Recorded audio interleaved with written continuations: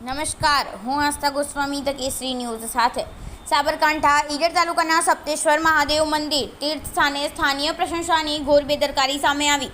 ઈડર તાલુકાનું સપ્તેશ્વર મહાદેવ મંદિર કે જે પવિત્ર સાબરમતી નદીના કિનારે આવેલું છે, જ્યાં દિવસે ને દિવસે શ્રદ્ધાળુઓનો પ્રવાહ વધતો જ જાય છે, જેને લઈને સરકારશ્રી દ્વારા લાખો રૂપિયાની ગ્રાન્ટ ખર્ચીને શ્રદ્ધાળુઓની સુવિધા માટે શૌચાલય અને કપડાં બદલવા માટે મહિલા અને પુરુષના અલગ ઓરડાઓની વ્યવસ્થા કરવામાં આવી હતી, જ્યાં અત્યારે આ સમગ્ર વિકાસ રૂંધાઈ ગયો હોય તેવું લાગી રહ્યું છે। શૌચાલયમાં કોઈ પણ પ્રકારની સ્વચ્છતા જોવા ન મળી હતી।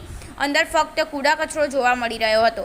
અંદર તોડફોડ થયેલી જોવા મળી રહી હતી, તો બીજી બાજુ સાબરમતી નદીમાં શ્રદ્ધાળુ સ્નાન કરીને કપડાં બદલવા માટે બનાવવામાં આવેલા પુરુષ અને મહિલાના ઓરડાઓ પણ લોકો પેશાબ કરીને ગંદો બનાવી લીધેલ હતો, જેને લઈને સ્થાનીય પ્રશાસન દ્વારા અનદેખી કરાઈ રહેલ હોય તેવું લાગી રહ્યું હતું।